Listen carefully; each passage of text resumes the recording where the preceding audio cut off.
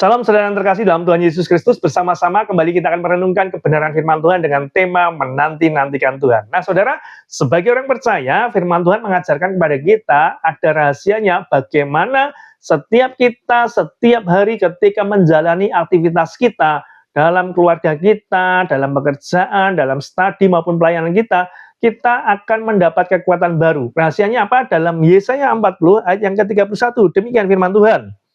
Tetapi orang-orang yang menanti-nantikan Tuhan mendapat kekuatan baru. Nah, ini adalah rahasianya. Ketika kita menanti-nantikan Tuhan, janji firman Tuhan, kita akan mendapat kekuatan yang baru. Kita akan mendapat semangat yang baru.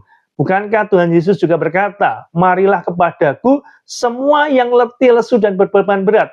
Aku akan memberi kelegaan kepadamu." Dan ini sudah juga digenapi dalam kitab Yesaya ini. Bagaimana ketika kita menanti-nantikan Tuhan, maka janjinya adalah kita mendapat kekuatan yang baru. Jadi bagi saudara yang hari-hari ini mungkin capek, letih, lesu menjalani kehidupan, datanglah pada Yesus. Dalam pujian penyembahan kita, dalam doa kita, dalam perenungan firman yang kita lakukan setiap hari, hal itu akan memberikan kita kekuatan, semangat yang baru. Digambarkan sekali lagi dalam firman Tuhan, dalam Yesaya tadi, mereka, jadi orang-orang yang menanti-nantikan Tuhan, itu seumpama Raja Wali yang naik terbang dengan kekuatan sayapnya. Saudara, Raja Wali bisa hidup sampai umur 80 tahun. Tapi di umur 40 tahun, Raja Wali harus mengambil keputusan naik terbang tinggi ke sebuah tebing, kemudian berdiam untuk beberapa saat di sana. Nah, apa yang dilakukan? Yaitu ketika Raja Wali ini di suatu tempat untuk berdiam gitu ya, yang dia lakukan adalah dia akan mencabuti kuku-kuku lamanya. Karena apa? Ketika usia 40 tahun, maka kukunya sudah panjang-panjang, kemudian paruhnya juga panjang, bulunya juga sangat lebat sekali. Dan hal tersebut yang membuat Raja Wali ini tidak bisa prima dalam dia terbang, dalam dia beraktivitas. Makanya pilihannya adalah dia harus mencabuti itu semuanya. Dan apa yang dilakukan? Dia mencabuti mulai dari kukunya, kemudian bulu-bulunya, hingga rontok semuanya, dan akhirnya paruhnya ini dia dipatuk-patukkan sehingga paruhnya akan lepas gitu ya. Dan dalam waktu beberapa saat maka akan muncul paruh yang baru, kemudian kuku-kuku yang baru, dan bulu yang baru. Dengan demikian, dia diperbarui untuk kekuatannya, untuk dia bisa terbang, untuk dia bisa beraktivitas lagi, hingga umur kurang lebih 80 tahun. Dan ini adalah gambaran orang-orang yang menanti-nantikan Tuhan, diproses sama Tuhan dalam hadirat Tuhan. Sebab dari situ, Tuhan akan memberikan kekuatan yang baru untuk kita tetap semangat menjalani hari-hari kita. Jadi rahasianya atau kuncinya adalah bagaimana kita setiap hari meluangkan waktu kita untuk kita datang dalam hadirat Tuhan. Ya, jangan sampai ketika kita bangun tidur, ya, kita sudah buru-buru untuk melakukan aktivitas kita. Bahkan banyak daripada kita ketika bangun tidur bukan Tuhan yang kita dahulukan, tetapi gadget kita. Kita lihat media sosial kita.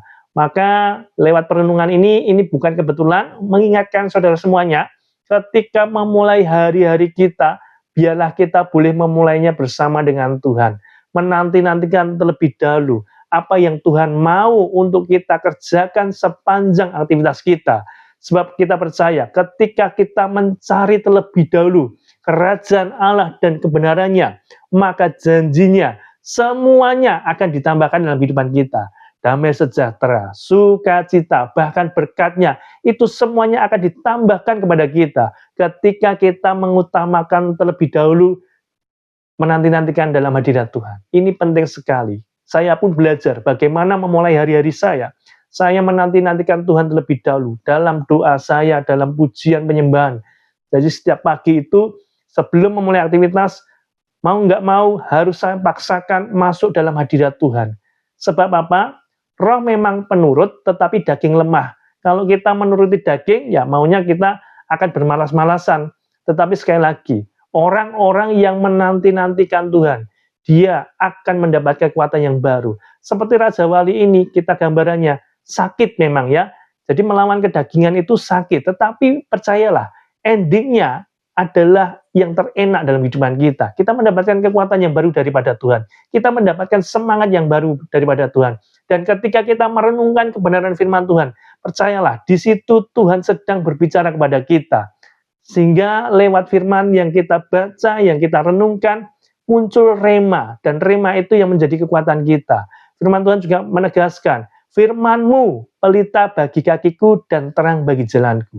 Orang-orang yang menanti-nantikan Tuhan adalah orang-orang yang rendah hati, yang mau dibentuk oleh Tuhan, yang mau diproses oleh Tuhan. Sehingga ketika kita mau rendah hati di hadapan Tuhan, maka Tuhan sendiri yang akan meninggikan kita. Bukan diri kita yang meninggikan diri, tetapi Tuhan sendiri yang akan mengangkat kita. Jadi nanti-nantikanlah Tuhan setiap waktu. Terserah saudara waktu yang paling pas, mau pagi hari, atau siang hari, atau sore, atau malam hari. Yang terpenting, saudara punya waktu yang khusus untuk saudara bisa menikmati hadirat Tuhan dalam hubungan pribadi kita dengan Tuhan.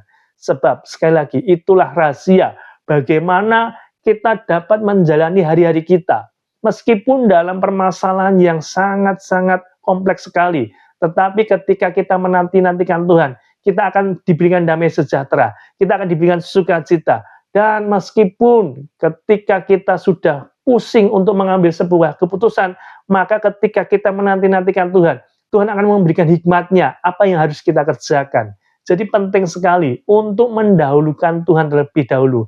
Bahkan firman-Nya berkata, diberkatilah orang yang mengandalkan Tuhan. Orang-orang yang menanti-nantikan Tuhan adalah orang-orang yang mengandalkan Tuhan, bukan mengandalkan kekuatan pribadinya. Kita boleh pandai, kita boleh kaya, tetapi kalau kita tidak mengandalkan Tuhan, semuanya sia-sia. Maka ketika kita menanti-nantikan Tuhan, maka itu adalah tanda bahwasanya kita mendahulukan Tuhan terlebih dahulu. Kita mengandalkan Tuhan terlebih dahulu. Dan saya yakin, orang-orang yang menanti-nantikan Tuhan, maka dia akan mendapatkan kekuatan yang baru. Doa saya, saudara terus jalani aktivitas saudara dengan segala macam kesibukan saudara, tetapi jangan lupa untuk selalu menanti-nantikan Tuhan, untuk selalu menyediakan waktu dalam hadirat Tuhan. Sebab ibadah kita, persekutuan kita dengan Tuhan secara pribadi, itu semuanya tidak sia-sia. Ada kebaikan di dalamnya, ada janji Tuhan di dalamnya. Dan kita seperti Raja Wali ini, kita terus bisa semangat menjalani hari-hari kita. Terima kasih, doa saya saudara semakin kuat dalam Tuhan. Bagikan apa yang saudara terima ini kepada mereka yang memerlukan. Dan biarlah hanya nama Tuhan Yesus saja yang dipermuliakan. Tuhan Yesus memberkati.